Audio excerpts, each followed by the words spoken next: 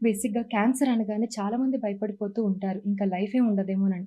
Proper అవగాహన లేక కూడా చాలామంది లైఫ్‌ని కోల్పోతూ ఉంటారు. సో, అవును. దాని గురించి మనం ఈ వీడియో చేస్తున్నాను సార్. బేసిక్‌గా క్యాన్సర్‌లో ఎన్ని స్టేజెస్ ఉంటాయి? ఏ స్టేజెస్‌లో మనం క్యాన్సర్‌ని గుర్తించగలిగితే మనం లైఫ్‌ని సేవ్ చేయొచ్చు? మీరన్నట్టు క్యాన్సర్ మీద చాలా మందికి అవగాహన లేదండి. యాహ్! క్యాన్సర్ వస్తే it's like writing an obituary note. Cancer వస్తే ఇక చనిపోవటమే. మరణ శాసనం అని అనుకుంటూ ఉంటారు. కాదండి, చాలా మంది క్యాన్సర్ పేషెంట్స్ క్యూర్ అయ్యి లేట్ స్టేజెస్‌లో కూడా క్యూర్ అయ్యి చక్కగా ఎంతోమంది నార్మల్ లైఫ్ లీడ్ చేస్తున్నారు. చాలా మంది సెలబ్రిటీస్, మూవీ ఆర్టిస్ట్, మీరు అందరూ వారి పేర్లని కూడా మీ అందరికీ తెలుసు. Exactly. They are still entertaining us. వాళ్ళ క్యాన్సర్ సఫర్ అయ్యి వాళ్ళు దాని నుంచి క్యూర్ అయ్యి బయటకొచ్చి దే ఆర్ ఎంటర్‌టైనింగ్ అస్. ఎంత గొప్పో చూడండి. వాళ్ళంతా కూడా వాళ్ళందరిని చూస్తే మనకు ఒక ఇన్స్పిరేషన్. యాహ్! చాలా మంది చిన్న వయసులో క్యాన్సర్ వచ్చి వాళ్ళు ఆ క్యాన్సర్‌ని ట్రీట్ చేసుకొని క్యాన్సర్ నుంచి బయటపడి మళ్ళీ వాళ్ళ నార్మల్ లైఫ్ లీడ్ చేస్తున్నారు. చాలా మంది స్పోర్ట్స్ పర్సన్స్ క్యాన్సర్ క్యూర్ అయినాక మళ్ళీ వాళ్ళ స్పోర్ట్స్‌లో ఎక్సెల్ అవుతున్నారు. చాలా మంది పొలిటీషియన్స్, ఎక్స్ ప్రెసిడెంట్స్ వీళ్ళంతా కూడా క్యాన్సర్ నుంచి క్యూర్ అయ్యి వాళ్ళు దేశానికి దేశాధినేతలు అయ్యారు. ఎగ్జాక్ట్‌లీ. సో ఇవన్నీ కూడా మనకి చాలా ఇన్స్పిరేషనల్ స్టోరీస్ అన్నమాట. సో క్యాన్సర్ అనేది అర్లీగా గుర్తించినట్టయితే ఖచ్చితంగా క్యూర్ అవుతుంది. క్యాన్సర్‌ని లేట్ స్టేజ్‌లో గుర్తించినప్పటికి కూడా చాలా రకాల క్యాన్సర్స్ క్యూర్ అయ్యే అవకాశాలున్నాయి. హుహు. క్యాన్సర్ ట్రీట్మెంట్ అనేది ఒక ప్రాసెస్, కొన్ని నెలల పాటు జరగొచ్చు.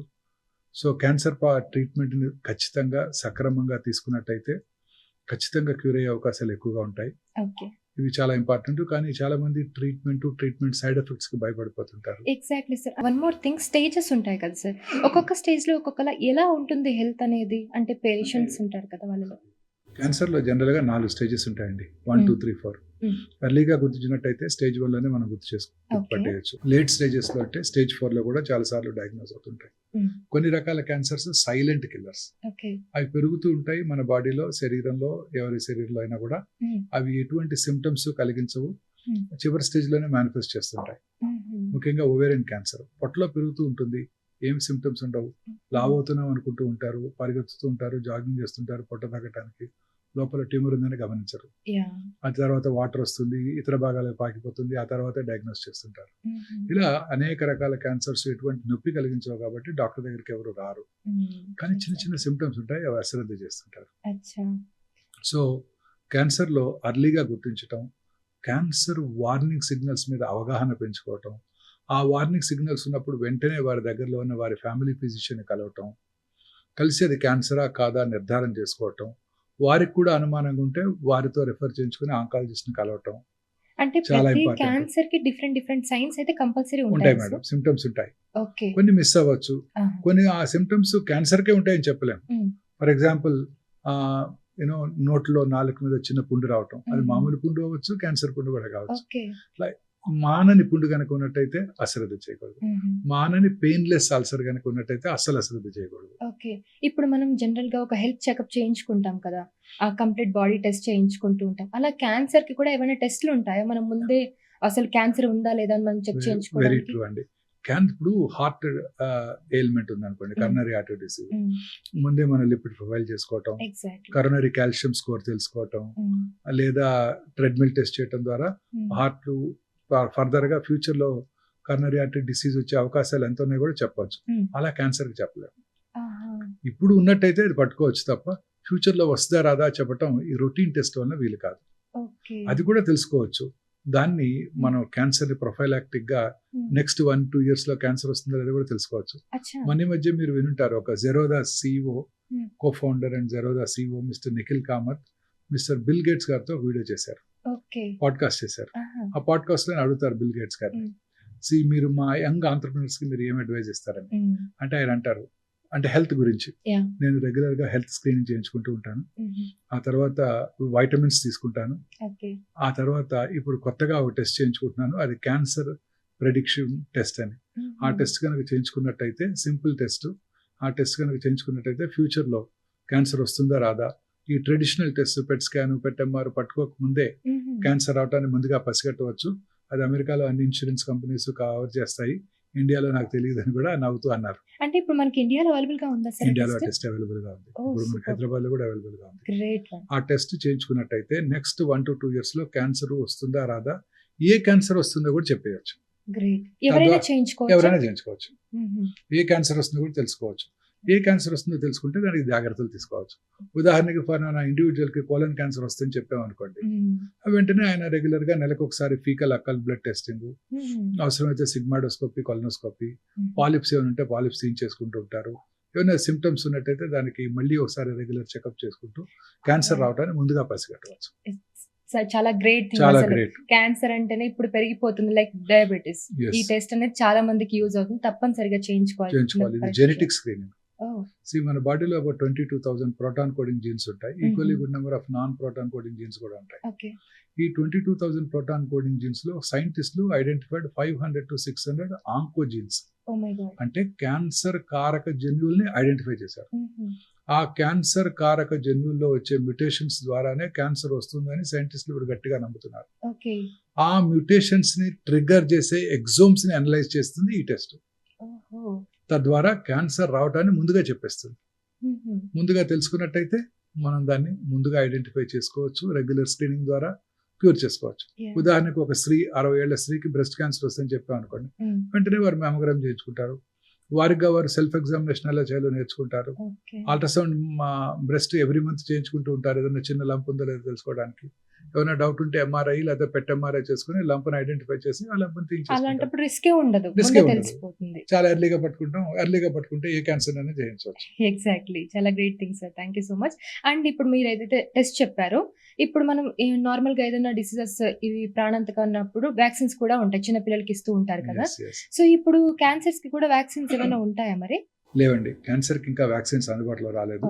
కానీ కొన్ని క్యాన్సర్స్, ఉదాహరణకి గర్భసించి ముఖద్వార క్యాన్సర్, సౌత్ ఇండియాలో కామనెస్ట్ క్యాన్సర్ స్త్రీలలో, ఎస్పెషల్లీ తీర ప్రాంత ప్రజల్లో ఆంధ్రప్రదేశ్, తమిళనాడు, వర్షాలు ఎక్కువగా చూస్తున్నాం. ఈ క్యాన్సర్ కి వ్యాక్సిన్ అందుబాటులో ఉంది. ఈ vaccine human papillomatous virus vaccine అన్నమాట.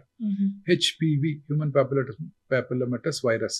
ఇది ఖచ్చితంగా రిపీటెడ్ ఇన్ఫెక్షన్స్ వలన ఈ క్యాన్సర్ వస్తుందని ఖచ్చితంగా నిర్ధారణ అయిపోయింది. కాజ్ అండ్ ఎఫెక్ట్, ఈ వైరస్ ఇన్ఫెక్షన్ ఎఫెక్ట్ ఏంటి క్యాన్సర్ రావటం. స్త్రీలలో ముఖ్యంగా తీర ప్రాంత ప్రజల స్త్రీలలో హ్యూమిడ్ ఎన్విరాన్మెంట్ లో ఈ వైరస్ ఎక్కువగా వ్యాప్తి చెందుతుంది. ప్రాపర్ హైజీన్ అంటే పరిశుభ్రత లేనప్పుడు పీరియడ్స్ టైంలో, ఆ తర్వాత కూడా వీళ్ళలో ఈ వైరస్ ఎక్కువగా వ్యాప్తి చెంది క్యాన్సర్ కి దారితీస్తుంది. ఈ వైరస్ ఈజ్ వెరీ స్మార్ట్. అదేంటంటే ఆ సర్వైకల్ అంటే గర్భసంచి ముఖ ద్వారా ఎపిథీలియం అంటే దానిపైన లైనింగ్ లో ఉన్న ఎపిథీలియం లోపల సెల్లోకి వెళ్తుంది, సెల్లోనే ఉంటుంది. సెల్లో ఉన్నట్టయితే మన బాడీ యొక్క ఇమ్యూన్ మెకానిజం దాన్ని పట్టుకోలేవు. సో పట్టుకోలేకపోతే యాంటీబాడీస్ డెవలప్ అవ్వవు. ఇప్పుడు మీరు గుర్తుందా, కరోనా ఇన్ఫెక్షన్ వచ్చినప్పుడు, వైరస్ వచ్చినప్పుడు, కరోనా వైరస్ పాండమిక్ వచ్చినప్పుడు మనందరం టెస్ట్ చేయించుకున్నాం. నాకు ఇన్ని యాంటీబాడీస్ ఉన్నాయి, నీకెన్ని ఉన్నాయని కూడా డిస్కస్ చేసేవాళ్ళం. గుర్తుందండి? మన వైరస్ కి వ్యాక్సిన్ కూడా తీసుకున్నాం, ఆ తర్వాత మన యాంటీబాడీ టైటర్ కూడా మెషర్ చేసుకున్నాం. సో అలా కరోనా వైరస్ ఇన్ఫెక్షన్ వస్తే యాంటీబాడీస్ పెరుగుతాయి, కానీ ఈ వైరల్ ఇన్ఫెక్షన్ వస్తే యాంటీబాడీస్ పెరగవు, ఎందుకంటే it is inside the cell కాబట్టి. సో అందుకని కొత్తగా యాంటీబాడీస్ డెవలప్ అవ్వకపోయినట్టయితే రిపీటెడ్ గా ఇన్ఫెక్షన్స్ వస్తాయి. రిపీటెడ్ ఇన్ఫెక్షన్స్ క్యాన్సర్ కి దారితీస్తాయి. ఇక్కడ ఏం చేస్తారంటే వైరస్ కి, అందుకనే వ్యాక్సిన్ కనుక ఇచ్చేసినట్టయితే యాంటీబాడీస్ డెవలప్ అవుతాయి. పిల్లలందరికీ ముఖ్యంగా 10 years రాగానే ఈ వ్యాక్సిన్ 2 doses వ్యాక్సిన్ ఇచ్చినట్టయితే ఇంకెప్పటికీ వారికి జీవితంలో సర్వైకల్ క్యాన్సర్ రాకుండా ఉంటుంది. అంటే ఇప్పుడు పెద్దవాళ్ళు తీసుకోవచ్చా? అప్ టు 45 తీసుకోవచ్చు, ఆ తర్వాత పెద్దగా అవసరం లేదు. ఓకే, మరి ఎఫెక్ట్ ఉంటుందా సార్? అంటే చిన్న పిల్లలకి ఇస్తారు, చిన్నపిల్లలకి బెస్ట్ ఎఫెక్ట్. అసలు ఇన్ఫెక్షన్ రాకముందే కనుక ఇది ఇచ్చేసాం అనుకోండి, obviously it will have profound effect. అంటే మరి ఇప్పుడు పెద్దవాళ్ళు ఎవరైతే వ్యాక్సిన్ తీసుకోవాలో ముందు చెక్ చేయించుకొని తీసుకోవాల్సి ఉంటుంది. పెళ్ళైన వాళ్ళందరూ కూడా తప్పనిసరిగా ముందుగా gynaecological examination, Pap smear test, HPV DNA testing చేసుకుని అది లేదు అంటేనే ఆ వ్యాక్సిన్ తీసుకోవాలి. Okay, great news again. ఇప్పుడు క్యాన్సర్ స్టేజెస్ ఉంటాయి కదా, సో ఎప్పుడు ఏ క్యాన్సర్ వచ్చినా కూడా ఏ స్టేజ్ లో అయినా సర్జరీ అవసరం ఉంటుందా, లేదంటే స్టార్టింగ్ స్టేజెస్ లో ఏమైనా జస్ట్ మెడిసిన్ వాడితే తగ్గిపోయే క్యాన్సర్? జనరల్ గా అర్లీ స్టేజెస్ లోనే సర్జరీ చేయడం జరుగుతుంది, లేట్ స్టేజెస్ లో సర్జరీ ఉండదు. ఇప్పుడు శరీరంలో ఇతర భాగాలకు పాకిపోయినట్టయితే సర్జరీ చేసి పెద్దగా బెనిఫిట్ ఉండదు, ఎక్సెప్ట్ కొన్ని 2-3 రకాల క్యాన్సర్స్ తప్ప, కొన్ని స్పెషల్ సెట్టింగ్స్ లో తప్ప. ఉదాహరణకు థైరాయిడ్ క్యాన్సర్ ఉందనుకోండి, ఈవెన్ లంగ్స్ కి పాకిపోయినా థైరాయిడ్ ని తీసేయడం వల్ల, ఆ తర్వాత ఐడిన్ థెరపీ ఇవ్వడం వల్ల వారి జీవితం సిగ్నిఫికెంట్ గా పొడిగించవచ్చు. అలాగే కిడ్నీ ట్యూమర్స్, చాలా రకాల కిడ్నీ ట్యూమర్స్ లో శరీరంలో ఇతర భాగాలకు పాకిపోయిన తర్వాత కూడా ప్రైమరీ ట్యూమర్ కనుక మనం తీసివేసినట్టయితే సర్వైవల్ బెటర్ గా ఉంటుంది. మిగతా క్యాన్సర్స్ లో అలా కాదు. అర్లీ స్టేజ్లోనే సర్జరీ చేయడం జరుగుతుంటుంది. ఉదాహరణకు oral cancer, stomach cancer, ovarian cancer, అన్ని రకాల క్యాన్సర్స్, లంగ్ క్యాన్సరు అన్నీ కూడా అర్లీ స్టేజెస్లో స్టేజ్ 1 స్టేజ్ 2లోనే సర్జరీ చేయడం జరుగుతుంటుంది.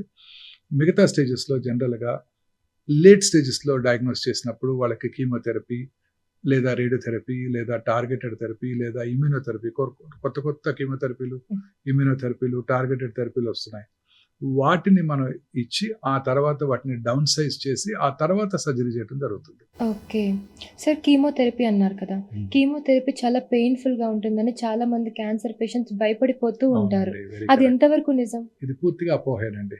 అవునా? కీమోథెరపీ పెయిన్ఫుల్ గా ఏమి ఉండదు. అసలు కీమోథెరపీ అనేది ఇంట్రావెనస్ ఇన్ఫ్యూషన్ ద్వారా ఇస్తారు. ఓకే. ఈ మధ్య కాలంలో ఆ పెయిన్ కూడా లేకుండా, ఇక్కడ ఇన్ఫ్యూజ్ చేసిన పెయిన్ కూడా లేకుండా కీమో పోర్ట్ అనేది ఒక చిన్న ఛాంబర్ ని స్కిన్ కింద పెడుతున్నారు. ఆహా! చక్కగా స్నానం కూడా చేసేయచ్చు వాళ్ళు, దాని కింద ఉంటుంది. హుహు. ఎప్పుడైతే కీమో ఇవ్వాలనుకున్నప్పుడు ఆ పోర్ట్ లోకి ఒక నీడిల్ కనుక ఇన్సర్ట్ చేసి ఇచ్చినట్టయితే డైరెక్ట్ గా ఇంట్రావెనస్ బిగ్ వెయిన్స్ లో కీమోథెరపీ డ్రగ్ వెళ్తుంది. అసలు ఎటువంటి తెలియని కూడా తెలియదు అనమాట. ఓకే. సో ఈ కీమోథెరపీ మీద మీరు అన్నట్టు చాలా అపోహలు ఉన్నాయి. హ్మ్. చాలా మంది ఇప్పటికి కూడా భయపడతారు. అమ్మో! నేను భయపడతారు. చేయించుకోను అది కీమోథెరపీ సర్జరీ అంటారు. పేషెంట్ కు రాగానే డయాగ్నోస్ చేయగానే ఆ! సర్జరీ చేయాలండి అనగానే సర్జరీ చేయండి, ఏమైనా చేయండి, కీమో ఇవ్వరు కదా అని అడుగుతారు. యాహ్! కీమో ఉండదు కదా అని అడుగుతుంటారు.